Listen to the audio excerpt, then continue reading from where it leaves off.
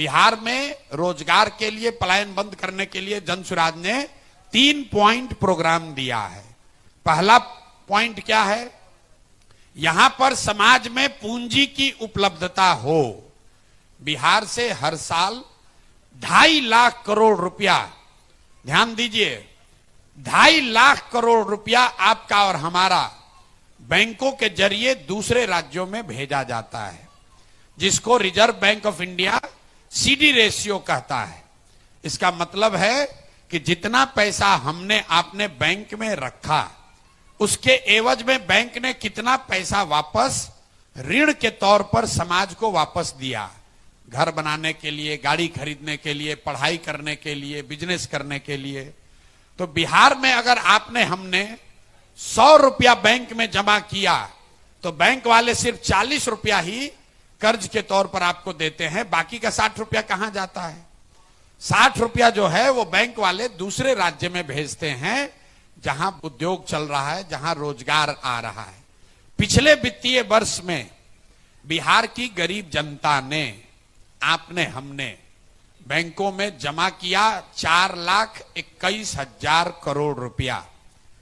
ध्यान से सुनिए, 4,21,000 करोड़ रुपया आपने हमने जमा किया बैंक में, और बैंक ने टोटल ऋण के तौर पर बिहार के लोगों को दिया 1,61,000 करोड़ रुपया। बाकी का पैसा कहां गया? बाकी का पैसा चला गया गुजरात, कर्नाटक, तमिलनाडु, आंध्र प्रदेश, केरल। वहां पर सीडी रेशियो कितना है? वहां सीडी रेशियो है 90, 92, 95, 100। मतलब अगर आंध्र प्रदेश में लोगों ने बैंकों में 100 रुपया जमा किया तो बैंक ने 105 रुपया वहां ऋण के तौर पर दिया। बिहार में आपने 100 रुपया जमा किया, आपको 40 मिला। इसका नतीजा क्या होता है? 1990 में जब लालू जी मुख्यमंत्री बने, तब से लेकर पिछले वित्तीय वर्ष तक बिहार से करीब करीब 26.5 लाख करोड़ रुपया, 26.5 लाख करोड़ रुपया बैंकों ने यहां से ट्रांसफर किया है दूसरे राज्य में। न इसकी समाज में चर्चा है, न सरकार में चर्चा है, न ये पत्रकार लोग बोल रहे हैं। कोई नहीं पूछ रहा है कि 26.5 लाख करोड़ रुपया यहां से जो बाहर चला गया, उसकी वजह से यहां उस एक कारण है यहां की गरीबी का। आप उसको अपने जीवन में समझिए। अगर आपको मोटरसाइकिल और गाड़ी खरीदने के लिए लोन न मिले तो इसमें से आधे लोग अपना गाड़ी नहीं खरीद पाएंगे। अगर आपको लोन न मिले तो ये बिल्डिंग, होटल नहीं बना सकते हैं। बहुत बड़ा स्रोत है समाज में तरक्की का, और ये बैंकों की मनमर्जी नहीं है, उन पर लीगल बाइंडिंग है। 70% पैसा कम से कम उनको देना ही देना है, और इसके लिए मुख्यमंत्री की अध्यक्षता में बिहार में भी अन्य राज्यों की तरह एक कमिटी है, जिसका काम है ये देखना कि 70% पैसा समाज को वापस मिल रहा है कि नहीं।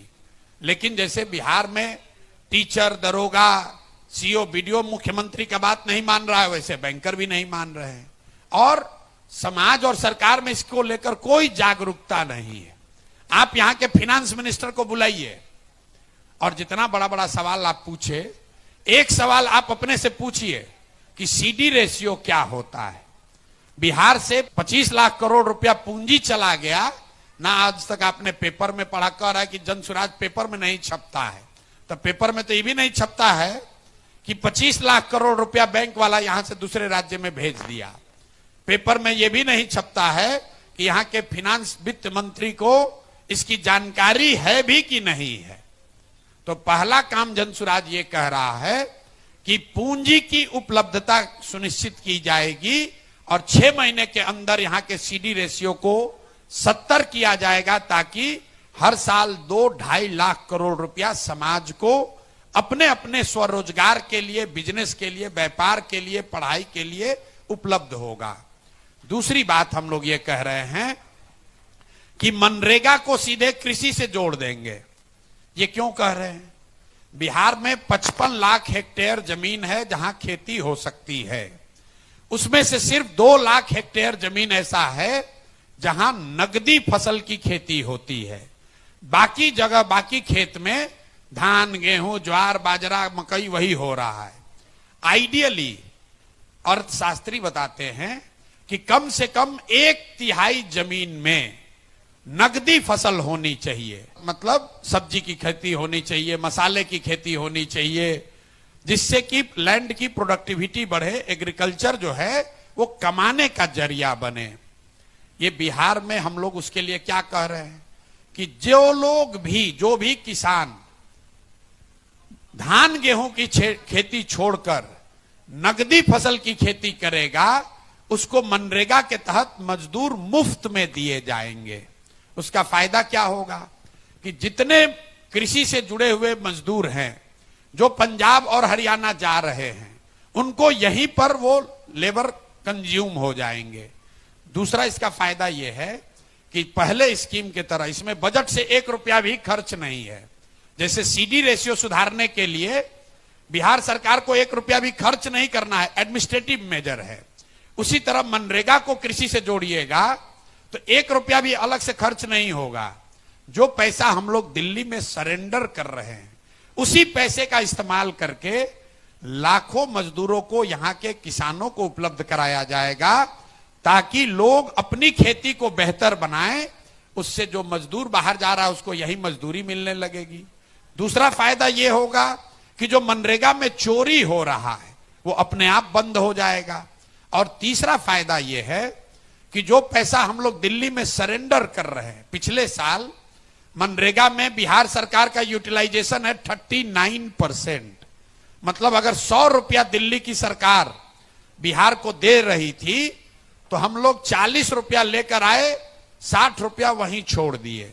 तो जन स्वराज का दूसरा फॉर्मूला है कि मनरेगा को कृषि से जोड़े और अगले 5 वर्ष में कम से कम 15 लाख हेक्टेयर में बिहार में नगदी फसल की खेती हो। लहसुन हो, प्याज हो, आलू हो, टमाटर हो, फल हो, सब्जी हो, मखाना हो, धान गेहूं की खेती को कम किया जाए और खेती को खाने वाली खेती से कमाने वाली खेती बनाई जाए।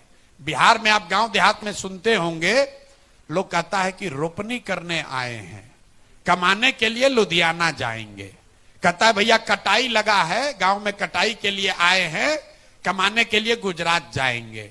खेती यहां समाज की नजर में भी खाने का जरिया है, कमाने का जरिया नहीं है। तो पहली चीज हमने आपको बताई कि घर घर में रोजी रोजगार हो, उसके लिए पूंजी को उपलब्ध कराया जाएगा। दूसरा, खेती को लाभदायक बनाने के लिए खेती को खाने वाली खेती से कमाने वाली खेती बनाई जाएगी।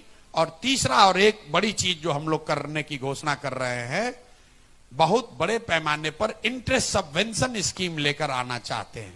इसका मतलब क्या है? बिहार में समाज की बनावट ऐसी है कि लोग यहां पर कर्ज लेकर काम नहीं करना चाहते हैं। यहां पर कर्ज, बिहार में अगर आप आंकड़े देखिएगा तो 3 ही चीज के लिए लोग कर्ज लेते हैं। बेटी के शादी के लिए, अपना घर बनाने के लिए और अपने लड़कों को पढ़ाने के लिए। लड़कियों को पढ़ाने के लिए नहीं, लड़कों को पढ़ाना होगा तो बैंक से कर्ज लेगा, घर बनाना होगा तो कर्ज ले लेगा, और बेटी का शादी होगा तो कर्ज लेने को लोग तैयार हैं। ये सामाजिक बनावट है। गुजरात में लोग कर्ज लेकर छोटा मोटा रोजी रोजगार कर रहे हैं। तो ये एक दिन में नहीं सुधरेगा, लेकिन ये प्रवृत्ति जो है ये क्यों है समाज में, इसका अध्ययन कराया गया तो हम लोगों ने पाया कि बिहार में लोग मूलधन से ज्यादा ब्याज से डरते हैं। धंधा पानी नहीं करता है, सोचता है कि पैसा लेंगे कर्ज, ब्याज बहुत बढ़ जाएगा, उसमें बर्बाद हो जाएंगे। तो उसको खत्म करने के लिए जन स्वराज ये कह रहा है कि अगर हम लोग की व्यवस्था बनी तो हर वो व्यक्ति जो रोजी रोजगार के लिए छोटा मोटा रोजी रोजगार व्यापार करना चाहता है, उसको 10% ब्याज नहीं लगेगा, उसको 4% ब्याज पर ही लोन मिलेगा। इसका फायदा क्या होगा? इसका फायदा यह होगा कि बिहार सरकार की बजट से, बिहार सरकार का बजट है 3,16,000 करोड़। अगर उस बजट से हमने 6,000 करोड़ रुपया निकाला, 6,000 करोड़ रुपया का अगर हम प्रावधान कर दें बजट में, तो 1,00,000 करोड़ रुपया लोगों को रोजी रोजगार के लिए मिल जाएगा। तो ये चीज हम लोग शुरू करना चाहते हैं ताकि आने वाले जेनरेशन में, महिलाओं में, युवाओं में पैसा लेकर रोजी रोजगार करने की प्रवृत्ति बढ़े। हर आदमी टीटी बनने के लिए, क्लर्क बनने के लिए, नौकरी पाने के लिए अपना जीवन बर्बाद न करे। तो ये 3 चीज अगर हम लोग करेंगे, और हमारे साथ जितने अर्थशास्त्री दुनिया में बहुत बड़े बड़े लोग जो मेरे साथ काम कर रहे हैं, कंप्यूटर में इसको अंग्रेजी में कहते हैं, अगर सिमुलेट करके देखिएगा कि अगर ये 3 चीज कीजिएगा तो क्या होगा 3 बरस में, 4 बरस में। तो जब इसको सिमुलेट करके देखा गया कि अगर ये 3 चीज कर दिया जाए कि हर साल 2-2.5 लाख करोड़ रुपया यहां के लोगों को उपलब्ध हो जाए, कृषि को मनरेगा से जोड़कर 1/3 कृषि नकदी फसल की होने लगे, और 4% ब्याज पर लोगों को लोन उपलब्ध हो जाए, तो कम से कम 50 लाख नए लोगों को रोजगार अगले साल मिल जाएगा। इसीलिए जन सुराज कह रहा है कि अगर हम लोग की व्यवस्था बनी तो साल भर के अंदर पलायन को रिवर्स कर देंगे, लोग बाहर से आकर यहां नौकरी रोजगार करेंगे।